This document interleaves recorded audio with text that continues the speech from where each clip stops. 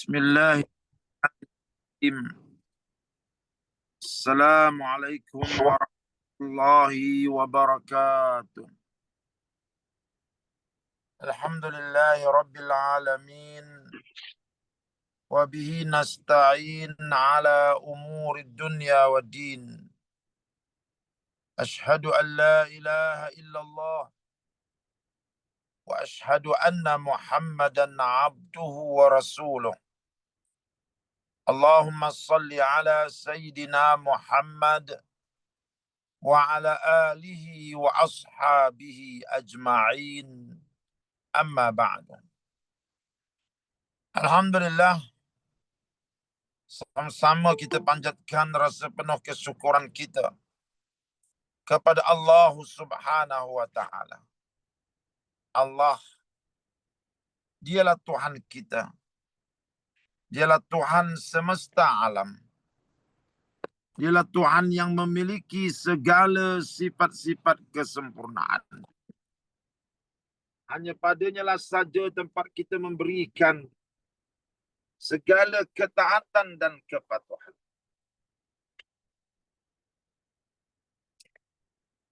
Bersyukur kita kepada Allah ini karena masih lagi mempertemukan kita dalam rancangan tafsir Al-Furqan ini. Muslimin dan muslimat yang saya kasih sekalian, hari ini kita sampai kepada ayat yang ke-14 dan ke-15 dari surah Az-Zumar. Allah Subhanahu wa taala berfirman, A'udzu billahi minasy syaithanir rajim. Bismillahirrahmanirrahim. Qulillah a'budu mukhlishan lahu dini. Fa'budu ma syi'tum min dunih. Qul innal khasirina alladhina khasiru anfusahum wa ahlihim yawmal qiyamah. Ala dzalika huwal khusranul mubin. Shadaqallahul azim. Maksudnya,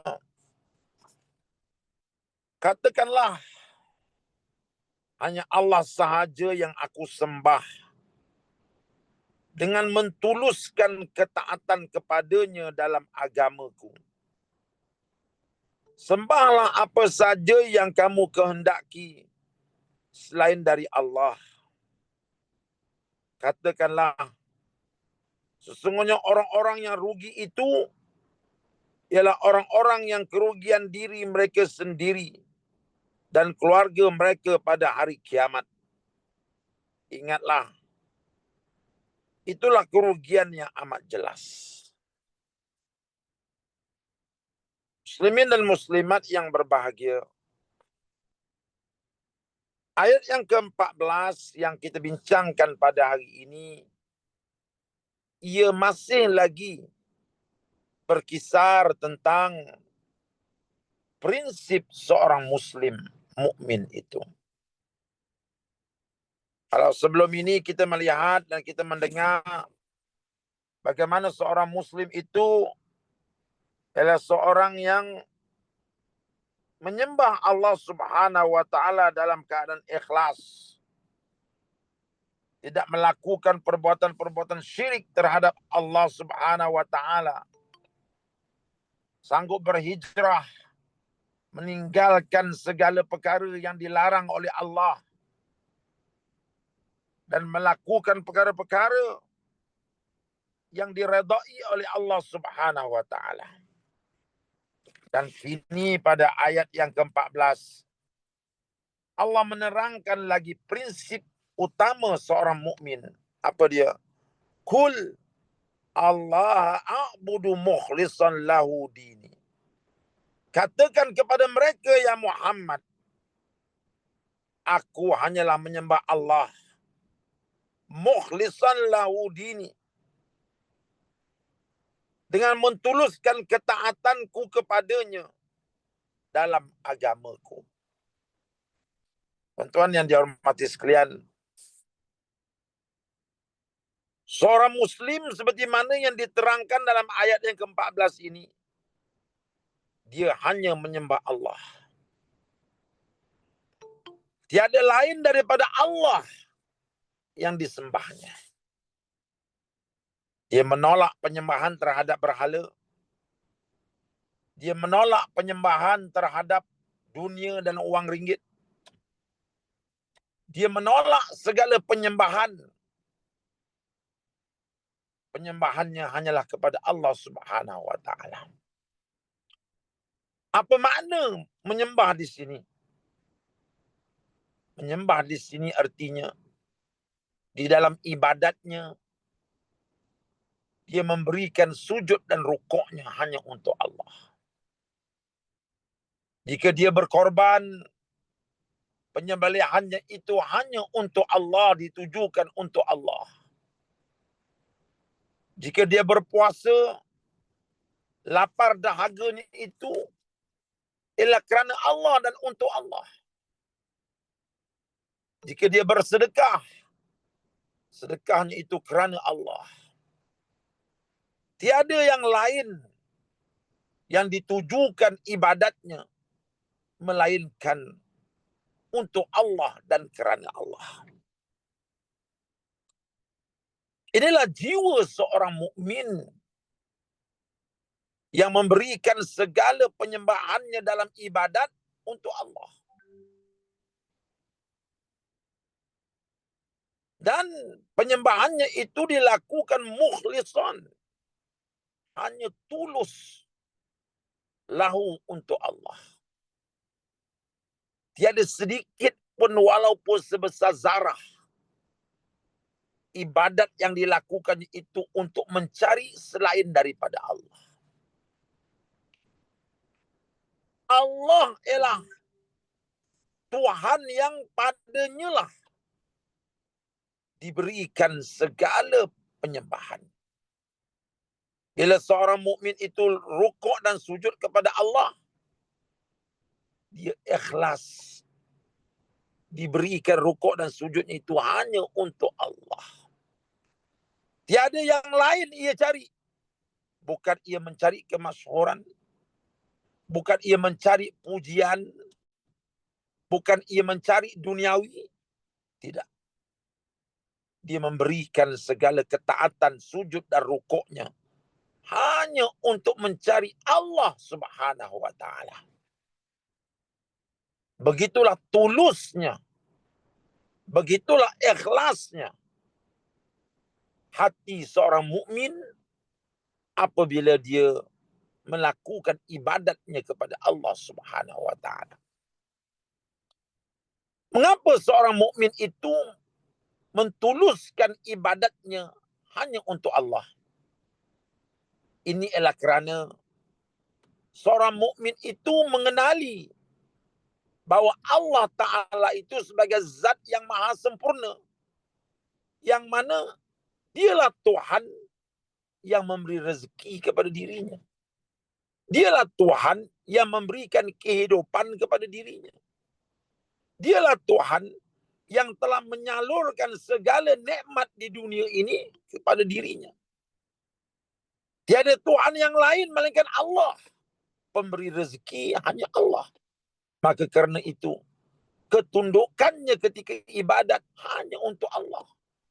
Tiada yang memberi nyawa kepada dirinya melainkan Allah. Tiada yang memberikan kehidupan kepada dirinya melainkan Allah. Kerana itu, orang mukmin itu mengenang budi Allah, mengenang jasa Allah. Kerana itu mereka memusatkan segala peribadatannya untuk Allah. Dia takkan beri kepada selain daripada Allah. Karena selain daripada Allah itu apa jasanya? Berhala dan patung tidak memberi nyawa kepada dirinya. Berhala dan patung tidak memberi rezeki kepada dirinya. Jadi mengapa dia mesti tunduk kepada berhala dan patung? Manusia juga tidak dijadikan sebagai tempat untuk manusia memuja. Karena apa? Karena apa jasa yang diberi oleh manusia? Manusia tidak menghidupkan manusia. Manusia tidak memberi rezeki kepada manusia. Manusia tidak memberi kehidupan kepada manusia. Jadi mengapa nak diberikan fokus ibadah kita kepada manusia? Yang berjasa kepada kita hanya Allah. Allah yang memberi kehidupan kepada kita. Allah yang memberi keselamatan kepada kita. Allah jugalah yang menyuapkan nasi ke mulut kita, yang memberi rezeki kepada kita. Karena itu seorang mukmin menyedari perkara ini, lantas dia tidak memberikan ketaatannya, melainkan untuk Allah dan kerana Allah. Karena dia terasa betapa besarnya jasa Allah kepada dirinya. Itulah ketulusan hati seorang mukmin kepada Tuhan. Tuhan yang dihormati sekalian. Dalam ayat ini diterangkan Allah a'budu mukhlishan lahu dini. Diterangkan bahawa inilah agamaku. Aku memberikan ketaatan kepada Allah. Tiada yang lain melainkan Allah. Itulah dia peganganku dalam agama ini. Inilah agamaku. Dengan penuh kebanggaan seorang mukmin mengisytiharkan bahawa apa yang dilakukannya ini, itulah agama yang dianutinya. Inilah kebanggaan seorang mukmin apabila dia memberitahu kepada dunia bahawa dia hanya menyembah Allah. Dia tidak akan tunduk selain daripada Allah. Pegangan ini, tuan-tuan, menjadikan seorang mukmin itu bahagia hidupnya, merdeka hidupnya. Orang yang dalam hatinya masih ada lagi memberikan penyembahan selain daripada Allah, memberikan penyembahan untuk dapat pujian, memberikan penyembahan untuk mendapat dunia yang sementara ini, orang ini hidupnya sangat sempit. Fikirannya, jiwanya masih dijajah oleh makhluk yang lain. Dia beribadat untuk dapatkan pujian orang. Lihat, dia memberikan dirinya untuk dijajah oleh manusia lain. Tidak merdeka hidupnya. Dia masih lagi duduk di bawah tempurung seorang manusia yang lain. Dia memberikan dirinya untuk dijajah oleh manusia yang lain. Orang ini tidak merdeka. Orang ini tidak bahagia hidupnya. Karena itu seorang mukmin itu jiwanya bahagia. Kenapa? Karena dia hanya memberikan ketundukannya hanya kepada Allah yang Maha Esa. Tidak ada manusia lagi dalam jiwanya. Matlamatnya tidak ada lagi manusia. Matlamatnya sudah tidak ada lagi pujian. Matlamatnya sudah tidak ada lagi dunia yang sementara. Maka bayangkan betapa merdekanya jiwanya. Betapa merdekanya dirinya bila dia menjadikan Allah sebagai pusat dan fokus pengabdian dirinya. Itulah jiwa seorang mukmin yang diterangkan oleh Allah dalam ayat ini. Karena itulah, tuan-tuan, Allah mengajar kita untuk menghidupkan rasa ini dalam sembahyang kita. Kita bersumpah dengan nama Allah, inna salati wa nusuki wa mahyaya wa mamati lillahi rabbil alamin. Sesungguhnya hidupku, sesungguhnya salatku, ibadatku, hidupku dan matiku lillahi rabbil alamin. Hanyalah untuk Allah Subhanahu wa taala. Seorang mukmin itu bukan saja hidupnya untuk Allah, bahkan matinya pun untuk Allah. Lihat, kalaulah seorang mukmin itu mati untuk Allah, betapa bahagianya dia. Matinya pun untuk Allah, kerana Allah. Hidupnya sudah tentulah kerana Allah dan untuk Allah. Sehingga matinya pun dietikadkan bahawa aku mati ini untuk Allah. Karena itu kita melihat Seorang mukmin itu tidak pernah sayang kepada nyawanya kalau nyawanya itu perlu diberi untuk membela agama Allah. Seorang mukmin rela memberikan hartanya walaupun dia berhabis demi untuk menyelamatkan agama Allah. Lihat pengorbanan para sahabat. Bagaimana Sayyidina Abu Bakar, bagaimana Sayyidina Umar memberikan hartanya untuk Allah. Karena apa? Karena yang dipujanya hanya Allah. Hidupnya untuk Allah, matinya untuk Allah. Tuhan yang dihormati sekalian. Bagaimana kita melihat para sahabat rela menjadikan tubuh badan mereka sebagai perisai di dalam medan pertempuran demi untuk menyelamatkan Nabi Muhammad SAW.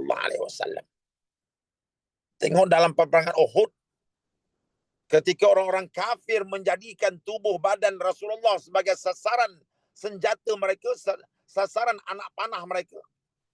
Menyedari perkara ini, para sahabat menjadikan tubuh mereka sebagai perisai Rasulullah. Memberikan nyawanya demi menyelamatkan Rasulullah SAW. Mengapa sanggup mereka? Kerana ini adalah sumpah setia seorang mukmin. Hidupnya untuk Allah, matinya untuk Allah. Lihat, sangat jauh bezanya seorang mukmin dengan yang tidak mukmin. Yang tidak mukmin hidupnya masih lagi untuk mencari sesuap nasi. Hidupnya masih lagi mencari pujian. Hidupnya masih lagi untuk mencari kelazatan duniawi. Betapa sempitnya hidupnya. Tetapi seorang mukmin yang lain, dia telah bersumpah di hadapan Allah, inna salati, sesungguhnya sembahyangku, wa nusuki, ibadat-ibadatku, wa mahyaya, hidupku, wa mamati, dan matiku, lillahi rabbil alamin. Hanya untuk kupersembahkan kepada Tuhan yang mentadbir alam ini. Bila jiwa seorang mukmin seperti ini, maka dia akan menjadi mukmin yang tetap gembira dengan segala pengorbanan yang diberikan untuk agama. Tiba-tiba dia tidak didendangkan, tiba-tiba tidak dihargai oleh manusia di atas muka bumi ini. Mukmin ini tetap gembira dan boleh mengukir senyuman. Kenapa? Karena dia telah membuang segala matlamat duniawi dalam dirinya. Kalau dia berkorban sehingga memberikan nyawanya, kalau dia berkorban sehingga memberikan hartanya, tiba-tiba tidak didendangkan oleh manusia, tiba-tiba tidak dihargai oleh manusia, dia masih bahagia. Dia masih lagi mampu memberikan sumbangan yang lebih banyak. Kenapa? Karena matlamatnya hanya Allah. Tiada dunia lagi dalam dirinya. Matlamatnya hanya Allah Subhanahu wa ta'ala. Karena itu, dalam dia melakukan pengorbanannya untuk Allah, kadang-kadang dia dihina, kadang-kadang dia difitnah, kadang-kadang dia dicaci maki. Semuanya itu sedikit pun tidak mengguriskan hasrat dan hatinya untuk memberikan pengorbanan yang lebih banyak kepada Allah Subhanahu wa ta'ala. Sebab apa? Sebab tiada langsung terlintas pada hatinya untuk mencari pujian manusia. Yang dicarinya Allah. Karena itu, bila manusia mengetepikan dia, bila manusia menyakitinya, dia merasakan bahawa itu semua ialah sebahagian daripada pengabdian dirinya kepada Allah. Sebab itu, mereka kekal bahagia. Sebab itu, mereka kekal gembira. Kerana segala-galanya diberikan untuk Allah Subhanahu wa ta'ala. Walau tidak dihargai manusia, mereka tetap gembira. Walau tidak didendangkan oleh manusia, mereka tetap gembira. Kenapa? Karena mereka telah letakkan fokus mereka dalam hidup ini hanya untuk Allah. Fokus mereka dalam mereka beribadat hanya untuk Allah. Fokus mereka dalam mereka berkorban harta benda dan nyawa hanya untuk Allah. Dunia ini hanya tempat mereka memijak kaki sahaja. Begitulah merdekanya, begitulah luasnya kehidupan seorang mukmin yang hanya mengabdi diri ikhlas untuk Allah Subhanahu wa taala. Insyaallah kita sambung lagi bicara kita esok pada ayat yang ke-15 dari surah Az-Zumar ini. Sekian. Assalamualaikum warahmatullahi wabarakatuh.